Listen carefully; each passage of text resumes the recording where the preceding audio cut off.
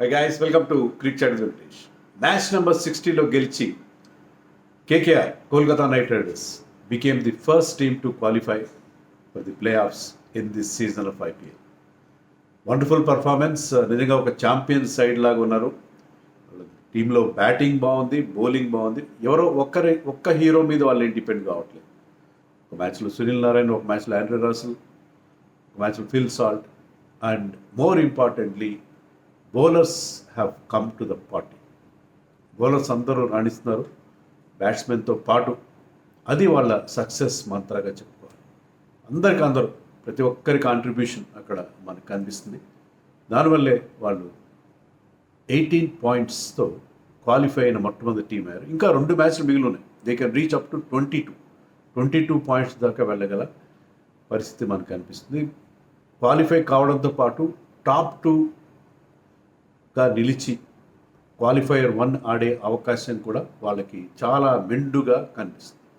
And they thoroughly deserving కూడా, ఎందుకంటే వాళ్ళు ఆడిన తీరు త్రూఅవుట్ ది టోర్నమెంట్, బ్యాటింగ్లో బౌలింగ్లో వాళ్ళు చూపిస్తున్న ఆ ఎబిలిటీ, టీంలో ఉన్న ఆల్రౌండర్స్, దానివల్ల వచ్చిన బ్యాలెన్స్, అండ్ ప్రతి మ్యాచ్లో కొత్త హీరో ఎమర్జ్ కావడం, ఇలాంటివన్నీ కూడా వాళ్ళకి కలిసి వచ్చే విషయం. వాళ్ళ కెప్టెన్ శ్రేయస్ అయ్యర్ ఫామ్ అంత గొప్పగా లేదని మీరు అనొచ్చు.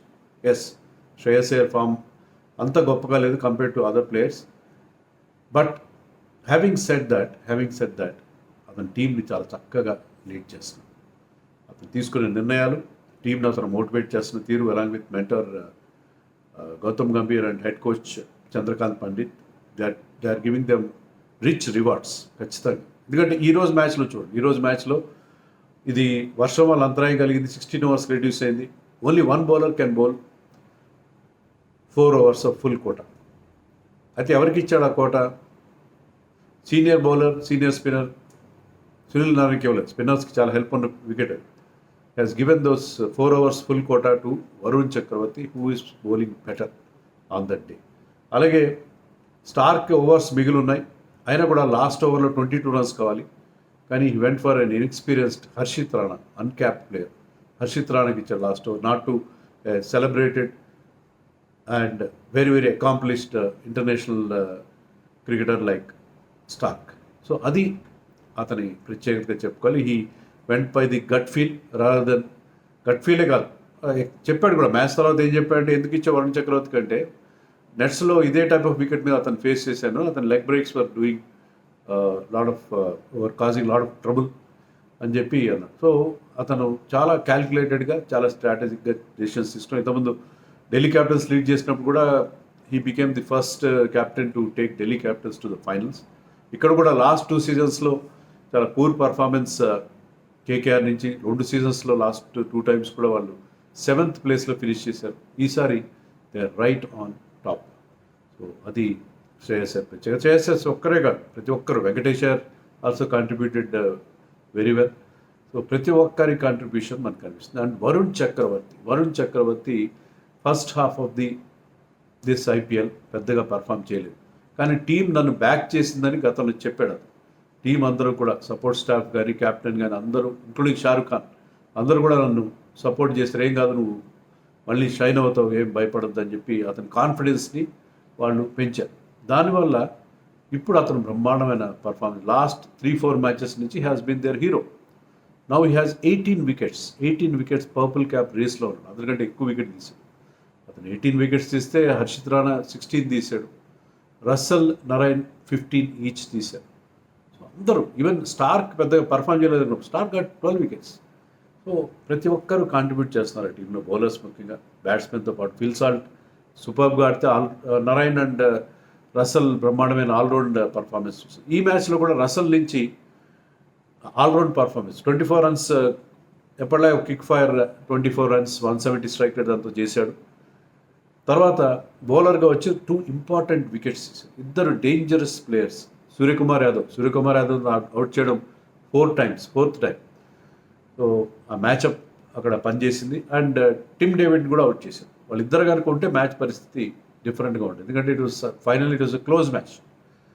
బట్ ఆ 2 వికెట్లు తీశారు. సో రస్సెల్ నుంచి వస్తున్న పర్ఫార్మెన్స్, నారాయణ్ కూడా చాలా టైట్ బౌలింగ్ వేశాడు, దానివల్లే ఆ మ్యాచ్ గెలిచారు.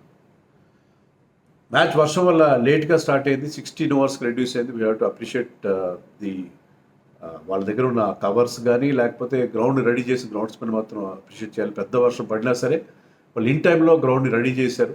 సో జస్ట్ 4 ఓవర్స్ ఈచ్ మాత్రమే మనం నష్టపోయాం. టాస్ గెలిచి మరి ముందుగా ఫీల్డింగ్ తీసుకున్నాం. That is good decision. ఎందుకంటే స్వెట్టింగ్ అండర్ ది కవర్స్ కొంచెం మాయిశ్చర్ ఉంటుంది. ఆ మాయిశ్చర్ ఉన్నప్పుడు ఇనీషియల్గా బౌలర్స్కి హెల్ప్ ఉంటుంది. శ్రేయస్ అయ్యర్ కూడా చెప్పాడు, నేను టాస్ గెలిచిన నేను కూడా బౌలింగ్ తీసుకున్నామని చెప్పి. So Hardik Pandya had no hesitation in opting to bowl first. అలాగే వికెట్లు కూడా వాళ్ళకి వెంటనే వచ్చాయి. ఫిల్ సాల్ట్ తొందరగా అవుట్ అయిపోయాడు, పెద్ద షాట్ కొట్టిపోయి అవుట్ అయ్యాడు. And Bumrah bamboozled Narine with an in swinging delivery. అదే అతనికైతే అది అవుట్ స్వింగ్ అనుకోండి. ఇన్ స్వింగింగ్ డెలివరీతో అతను వదిలేశాడు ball. Bumrah over the wicket వేస్తున్నాడు, లెఫ్ట్ హ్యాండర్కి బాల్ బయటికి వెళ్ళిపోతుంది అనుకుంటే ఎలా అయితే లెఫ్ట్ హ్యాండర్స్ విషయంలో జరుగుతుందో, లెఫ్ట్ ఆర్మ్ పేసర్స్ విషయంలో, అలాగే బాల్ బయటికి వెళ్ళిపోతాం, ఇది యాంగిల్ బయటికి వెళ్ళిపోవాల్సిన బాల్ స్వింగ్ అయ్యి లోపలికి వచ్చి it kiss the off stump. Beautiful looking delivery. ఎందుకంటే బ్యాట్స్మెన్ అసలు పూర్తిగా దాన్ని వదిలేశాడు, ఆడే ప్రయత్నం చేయలేదు, thinking that it will go harmlessly away from the stumps. But it nip back and took the off stump. Beautiful delivery. Very much spectacular to watch that side. So బుమ్రాకి new ball ఇచ్చాడు లక్కీగా Hardik Pandya, and అతను reward కూడా అందించాడు captain. But Venkatesh Iyer batted brilliant. It took the attack to the opposition camp. So ఇక్కడ ఇలాంటి ఒక truncated match, 16 ఓవర్లకు reduce అయిన మ్యాచ్లో you have to bat aggressively, have to go hammer and tongs. అదే అతను చేసింది. చాలా అగ్రెసివ్గా అతను ఆడే ప్రయత్నం చేశాడు, ఎక్కడ కూడా తగ్గలేదు. కొన్ని మిస్హిట్స్ అయినా కూడా he went on with that aggressive intent. And దానివల్ల అతను 40 runs క్విక్గా చేశాడు, మంచి స్కోర్ చేశాడు. So there are some contributions from others also, like Russell, Ramandeep, Rinku Singh, వీళ్ళందరూ కూడా కాంట్రిబ్యూట్ చేశారు. దానివల్ల they were able to score 157 or 157 they were able to put on the board. Piyush Chawla got 2 wickets. స్పిన్నర్స్కి డెఫినెట్గా ఆ పిచ్లో help ఉంది. Sticky wicket, not easy for batting. అయినా వాళ్ళు చేసిన score 150+ score in just 16 overs was really good on that wicket. డెఫినెట్గా ఒక మంచి స్కోర్గా మనం చెప్పుకోవాలి. But Mumbai started off very well. ముఖ్యంగా Ishan Kishan was very aggressive. Rohit కూడా పవర్ ప్లేలో ఒక 4 or 6 కొట్టాడు. కానీ అతను 19 మాత్రం చేశాడు, 22 మాత్రం చేశాడు. 19 balls అవుట్ అయిపోయాడు. దాని మీద రోలింగ్ అవుతుంది, అది వేరే విషయం. స్ట్రైక్ రేట్ గురించి మాట్లాడడం, ప్రతి ఇన్నింగ్స్లో బ్రహ్మాండంగా ఆడాల్సిన అవసరం లేదు. కానీ మన ఇండియన్ క్యాప్టెన్ అలాగా ట్రోల్ చేయడంలో ఎంతో మీనింగ్లెస్గా ఉంది. స్ట్రైక్ రేట్ వ్యవహారం టూ మచ్ అవుతుంది. Better we all stop talking about strike rates ఏమో అనిపిస్తుంది నాకు చూస్తుంటే. స్ట్రైక్ రేట్స్ వ్యవహారం మరీ ముదిరిపోతుంది. దాని మీద ఒకరినొకరు బ్లేమ్ చేసుకోవడం, ప్రతి ఇన్నింగ్స్ని పాయింట్అవుట్ చేయడం, ఇవన్నీ ఏదో చాలా గందరగోళంగా అన్హెల్దీగా సాగుతుంది సోషల్ మీడియా. సో దాని గురించి మనం వెళ్ళదు. Ishan Kishan batted brilliantly, 40 runs చేశాడు క్విక్గా. అగ్రెషన్ కావాల్సింది. పవర్ ప్లేలో they were more than 10 runs per over. 5 overs power play కదా. నారాయణ్ కూడా పవర్ ప్లేలో వేసిన ఓవర్లో కూడా రన్స్ వచ్చినాయి, బాగానే ఉంది. కానీ పవర్ ప్లే ఎప్పుడైతే ముగిసి ఫీల్డ్ స్ప్రెడ్ అయిందో అక్కడి నుంచి ముంబై కష్టాలు మొదలయ్యాయి. ముఖ్యంగా వరుణ్ చక్రవర్తి ఆ బ్రేక్స్ ఇచ్చారు. అందుకే అతనికి player of the match award కూడా ఇచ్చారు. ఎందుకంటే 6th over అతను బౌలింగ్ వచ్చి 3 runs మాత్రం ఇచ్చాడు. నెక్స్ట్ ఓవర్లో నారాయణ్ కూడా 3 runs ఇచ్చాడు. స్పిన్నర్స్కి హెల్ప్ ఉంది, very difficult to get them away. ఆ తర్వాత ఓవర్లో ఒక బౌండరీ ఇచ్చినా 6 runs ఇచ్చాడు వరుణ్ చక్రవర్తి. సో అక్కడ ఇష్యూ సెటిల్ అయిపోయాయి. పవర్ ప్లేలో బ్రహ్మాండంగా స్టార్ట్ అయ్యారు. అండ్ తన సెకండ్ ఓవర్లో వరుణ్ చక్రవర్తి రోహిత్ శర్మను అవుట్ చేశారు. రోహిత్ని ఎప్పుడు అవుట్ చేయలేదు, నాకు చాలా హ్యాపీ అనిపించింది, ప్లాన్ చేసి మరి అవుట్ చేశానని చెప్పి అతను చెప్పడం జరిగింది. సో రోహిత్ శర్మ ఈసారి నారాయణకి అవుట్ అవ్వలేదు. 10 సార్లు నారాయణకి అవుట్ అయిన సందర్భాల గురించి మనం మాట్లాడుకున్నాం ఇంతకుముందు కూడా. కానీ నారాయణకి అవుట్ అవ్వలేదు, కానీ అతని స్పిన్నింగ్ పార్ట్నర్ వరుణ్ చక్రవర్తికి దొరికిపోయాడు రోహిత్. సో అక్కడి నుంచి వాళ్ళ పతనం స్టార్ట్ అయిందని చెప్పాలి. Suryakumar could not get going. Russell బౌలింగ్లో పెద్ద షాట్ ఆడే ప్రయత్నంలో డీప్లో క్యాచ్ ఇచ్చి అవుట్ అయిపోయాడు, పుల్ చేయడానికి ప్రయత్నించి. సో వెంటనే వికెట్లు పడడం మొదలైంది. తిలక్ వర్మ ఒక్కడే ఫైట్ చేసి హార్దిక్ పాండ్యా కూడా could not get going. Hardik Pandya కూడా మాత్రం మరొక serious form issue with his బ్యాటింగ్లో దారుణంగా విఫలం చెందుతున్నాడు అతను. అది ఖచ్చితంగా మనకు కొంచెం వరీయింగ్ ఫ్యాక్టర్గానే ఉంది. Course wicket was tough and the needed quick runs. దీని అంత సీరియస్గా మనం పట్టించుకోవాల్సిన అవసరం లేదు. But still it is big failure from him also. Tilak Varma చివరి దాకా మంచి పోరాటం చేశాడు. తిలక్ వర్మ మెచ్చుకోవాల్సిన విషయం ఏంటంటే అతను ఆ టీం కోసం ఆ సిచ్యుయేషన్ తగ్గట్టుగా ఆడతాడు. కొన్ని అస్టానిషింగ్ షాట్స్ కూడా అతని బ్యాట్ నుంచి మనం చూసాం. Very unfortunate to miss out berth in the Indian team, at least in the standbys. So once again అదే అతను ప్రూవ్ చేశాడు. తిలక్ వర్మ చివరిదాకా పోరాడుతూనే ఉన్నాడు.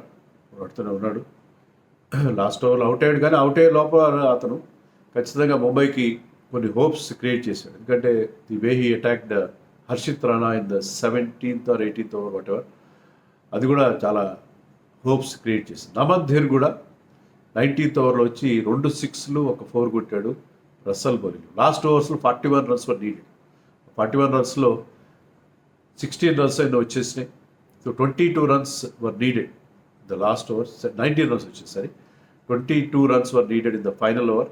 బట్ నమన్ ధీర్ ఫస్ట్ బాల్కి అవుట్ అయ్యాడు పెద్ద షాట్ కోసం. మరి తప్పదు కదా, హర్షిత్ రాణా మనం చెప్పినట్టుగా స్టార్ కాకుండా హర్షిత్ రాణాకి ఇచ్చాడు. Harshit Rana slower ball specialist కదా. అండ్ థర్డ్ బాల్కి he got rid of Tilak Varma ఎప్పుడైతే అవుట్ చేశాడో అక్కడ ముంబై ఛాలెంజ్ ఎండ్ అయిపోయింది. తిలక్ వర్మ కనుక లాస్ట్ 4 balls ఉండుంటే అప్పుడు కూడా కష్టం. 4 ballsకి getting 21 runs is not going to be easy. But still chance అయితే ఉండేది. అతను ఉంటే ఒక 2-3 6లు కొట్టుంటే అవకాశం ఉండేది. కానీ తిలక్ వర్మ ఎప్పుడైతే అవుట్ అయ్యాడో అక్కడ వాళ్ళు ఛాలెంజ్ ఎండ్ అయిపోయిందని చెప్పాలి. సో మిడిల్ ఓవర్స్లో ఎప్పుడైతే స్పిన్నర్స్ కట్టడి చేశారో, వరుణ్ చక్రవర్తి 2 wickets తీశాడు, నారాయణ 1 wicket తీయడానికి అక్కడ ఎకనామికల్గా బౌలింగ్ చేశాడు, అక్కడ వాళ్ళ ఛాలెంజ్ ఎండ్ అయిపోయిందని చెప్పాలి. అలాగే రసల్ కూడా ఎప్పటిలాగే ఒక బ్రహ్మాండమైన bowling performance. So overall very good performance by KKR. Like they are batting like champion side. So ఖచ్చితంగా ఫర్మ్ ఫేవరెట్స్గా ఉన్నారు. రాజస్థాన్ రాయల్స్ స్టార్టింగ్లో చాలా బాగా అనిపించిన వాళ్ళ దాంట్లో కొన్ని ఇబ్బందులు కనిపించిన తర్వాత, కానీ this team is looking very good allround side. బ్యాటింగ్లో బౌలింగ్లో చెప్పినట్టుగా ప్రతి మ్యాచ్కి ఒక కొత్త హీరో ఎమర్జ్ కావడం. వరుణ్ చక్రవర్తి ప్రస్తుతం చాలా డిఫికల్ట్ టు హ్యాండిల్గా కనిపించడం అలాగే with Sunil Narine. And overall performance Harshit Rana కావచ్చు, వైభవ్ రావు కావచ్చు, అన్ని రకాలుగా చాలా ఇంప్రెసివ్గా ఉంది KKR. And they are well deserved to get into the playoffs.